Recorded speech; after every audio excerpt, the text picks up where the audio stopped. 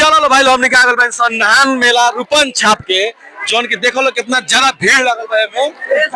इतना ज्यादा भीड़ लगल बा जौन की हमने वीडियो बनाए के साला समय नहीं के मनी हमने के ढुक के अंदर आ वीडियो बनाई सन जौन की इतना काफी है मेला में भीड़ लगल बा तो वही का हमने के कैमरा रगड़ फगड़ के वीडियो बनावत तनी सन भाई लोग के देह में रगड़ तनी सन ठीक बा वही में रगड़ हमने के वीडियो बनावत तनी सन देखी है जौन बाकी ये रूपन छाप के मेला में कितना पब्लिक लोग यहाँ आइल बानी लोग बहुत ज्यादा भीड़ लगल बा मेला में ठीक बा चलिए हम चलते बा इंसान धीरे धीरे आगे बढ़म सन कैसे भीड़ ज्यादा बा ना यही के चलते हम थोड़ा धीरे धीरे चलता इंसान चारों तरफ हम चलते हैं चलिए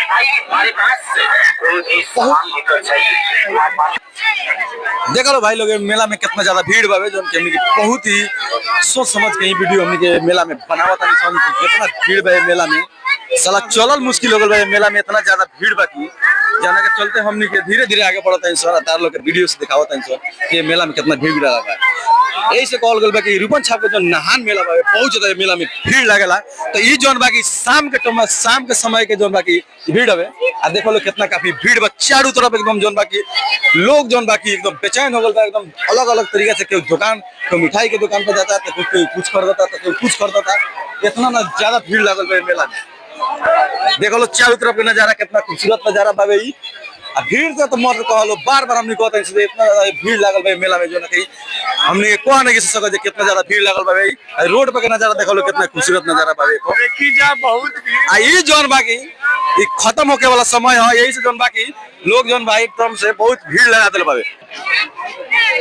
तो देखो लो भाई भीड़ है कि अगर वहीं लागत है कि जनता दरबार लागल बा गोपालगंज जिला के एकदम भीड़ जोन बाकी एकदम खचाखच माने रोड में चलल मुश्किल हो गल बा भाई लोग देखो लो कितना काफी भीड़ लागल बा मेला में जितना हमने सुन ले सो से ज्यादा मेला में भीड़ देखे के मिलता है हमने के और निया से केहूंगा हिल डोल के वीडियो हमने के बनावत है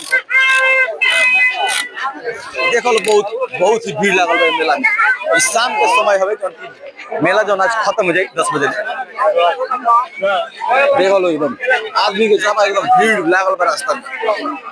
अब ये मेला में कितना भीड़ बा बहुत काफी भीड़ बा यार लाखों लाख की संख्या में बाकी मेला में हाँ बहुत मजा आता है यार बहुत काफी भीड़ बा मेला में हमने के चलल मुश्किल हो गल बा यही में का करी सब हमने को चलते हैं सब चप्पल ऊपर गोड़ सब खाना था भाई हमने के घाव हो गल बा एगो तो कौन दूर रहल हमरा गोड़े पर किचार के चल गेल हवे घाव हो गल बा यार का करिए चलो देखो लो भाई कितना काफी भीड़ बा मेला में शाम के समय लाखों लाख के संख्या में लोग जमला के मेला में आओ धीरे धीरे भी लोग आवतो बा बहुत माने लोग चल गेल बा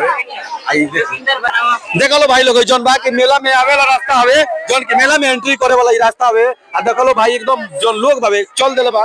बुझाता कि कोई गो गांव के लोग बा जोन के रास्ता में आवत हवे आ इतना ज्यादा भीड़ बावे जोन की माने का कहीं हमारा से कहल नहीं जात एकदम बहुत ही काफी संख्या में लोग जोन बा की मेला में उमड़ गेल बावे बहुत भीड़ लागल बा रास्ता में देखिए एकदम देह में देह रगड़ा के लोग चलत हवे इतना भीड़ बा मेला में एक तरह से चलल मुश्किल हो गल बा हमनी के वीडियो तो बनावल दूर बा महाराज देखिए ये बा हाँ बहुत ज्यादा भीड़ लगल बा हाँ एक जना नमूना भाई हमारा बहुत भीड़ लगल बा में तो देखो लो भाई लोग मेला में तो भीड़ लागल बा जी मछली के दुकान पे एकदम खचाखच भीड़ लागल बा यहाँ आदमी जोन बाकी सब खड़ा बा लाइन में लगा के मछली लेवे खातिर एकदम खचाखच यहाँ भरल बा जोन की मछली के जोन मुड़ी बा एकदम खच खच भाई हमार काटे तो मछली काटे वाला एकदम कई क्विंटल मछली है जोन बाकी मेला में बेचा गइल जगह लोग कार्टून कितना यहाँ रखल बावे और देखा लोग बहुत ज्यादा यहाँ मछली बेचा गइल मछली नहीं के मिला तो भाई हमारे एकदम खचाखच मुड़ी मछली